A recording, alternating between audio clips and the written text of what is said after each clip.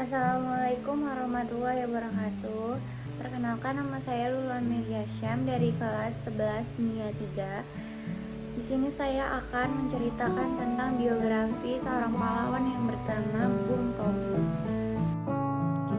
Kisah perlawanan Bung Tomo terhadap penjajahan selalu dikenang di dalam sejarah Indonesia. Selain berhasil menyampaikan berita lewat media, ia juga terjun langsung mengajak rakyat Surabaya untuk mengusir penjajah. Aksi perlawanan dan pidato heroiknya pada 10 November 1945 diperingatin sebagai Hari Pahlawan. Sutomo dikenal dengan nama Bung Tomo, lahir di Surabaya 3 Oktober 1928. Ayahnya adalah Kartawan Tejipoto Wijojo dari keluarga kelas menengah. Ia pernah bekerja sebagai pegawai pemerintahan, sementara ibunya pernah menjadi distributor lokasi perusahaan mesin jahit. Masa kecilnya dihabiskan di kota kelahirannya. Setelah mengikuti jenjang pendidikan dasar, ia masuk pendidikan sekolah pertama di Molo pada usia 12 tahun.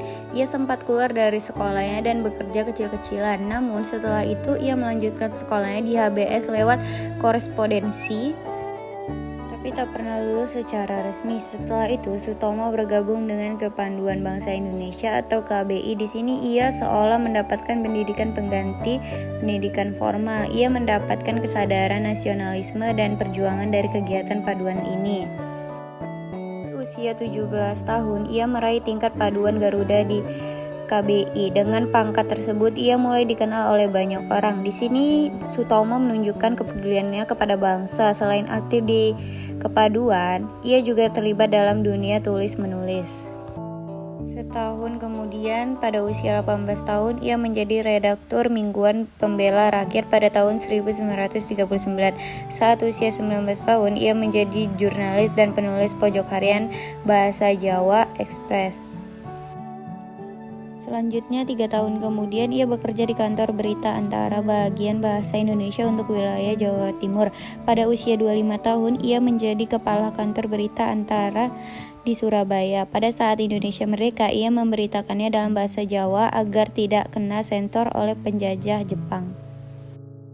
Semangat perjuangan sebagai aktivis kemerdekaan masih membara di dalam dadanya. Pada tahun 1944, ia terpilih sebagai anggota Gerakan Rakyat Baru dan pengurus Pemuda Republik Indonesia atau PRI di Surabaya. Ia mengeluarkan rakyat Indonesia khususnya agar berada di Surabaya untuk melawan penjajah Inggris yang ingin merebut kembali Indonesia. 5 tahun pas kemerdekaan RI, Bung Tomo menjadi Menteri Negara Usaha bekas perjuangan bersenjata, Menteri Sosial AD interim di era Kabinet Perdana Menteri Burhanuddin Harahap. Bung Tomo juga tercatat sebagai anggota DPR pada 1956 sampai 1959 yang mewakili Partai Rakyat Indonesia. Karir Bung Tomo di kancah di panggung politik timbul tenggelam, kadang mesra, kadang penguasa, kadang bersebelahan. Pada awal-awal Orde Baru 1978, ia ditahan oleh pemerintah karena kritiknya. Setahun kemudian ia dibebaskan. Setelah bebas, cita-cita politiknya masih menggebu, tapi Sutomo tampaknya tidak lagi berminat untuk bersikap vokal. Ia tak mampu mengangkat perannya saat kemerdekaan. Ia lupa dan berkonsentrasi untuk keluarga dan anak-anaknya. Ia berusaha keras agar kelima anaknya berhasil dalam pendidikan. Pada 7 Oktober 1981, ia meninggal dunia di Padang Arafah ketika sedang menunaikan ibadah haji di Arab Saudi.